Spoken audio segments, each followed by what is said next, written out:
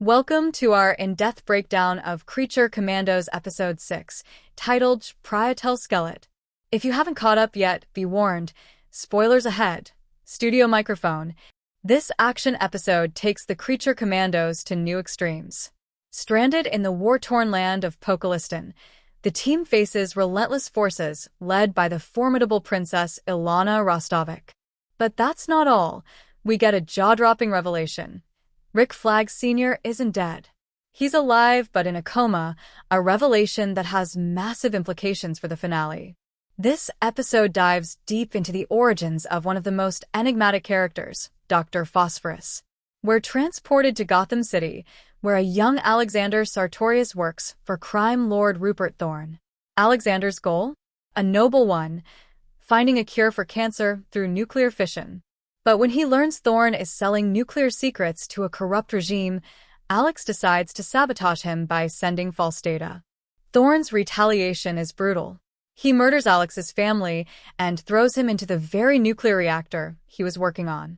Instead of killing him, the reactor transforms Alex into the monstrous, yet incredibly powerful Dr. Phosphorus.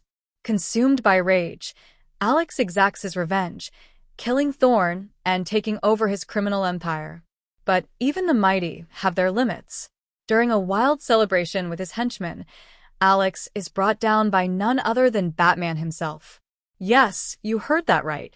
This episode marks the DCU debut of The Dark Knight, operating separately from Robert Pattinson's Batman. Batman's intervention lands Dr. Phosphorus in Belle Reve, setting the stage for his current predicament. Back in Pokolistan, chaos forces the group to split up. Dr. Phosphorus roams the city aimlessly, while Weasel seeks refuge in the jungle. Meanwhile, the bride and Nina stumble into a brothel for shelter. Their arrival sparks tension, especially when soldiers spot them. But thanks to a timely threat from the bride, the brothel's owner agrees to keep them hidden. Nina's softer approach contrasts sharply with the bride's no-nonsense demeanor. This difference comes to a head when two violent metahumans enter the brothel and assault one of the workers. The bride steps in, eliminating them without hesitation.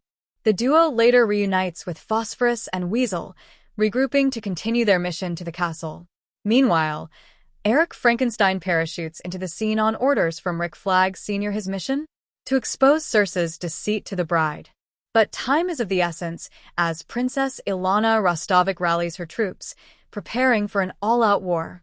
The stage is set for a climactic showdown in the upcoming finale. Episode 5 left us on the edge of our seats when Clayface brutally injured Rick Flag Sr., leaving his fate uncertain. Episode 6 provides clarity. Flag Sr. is alive, but clinging to life in a hospital, deep in a coma.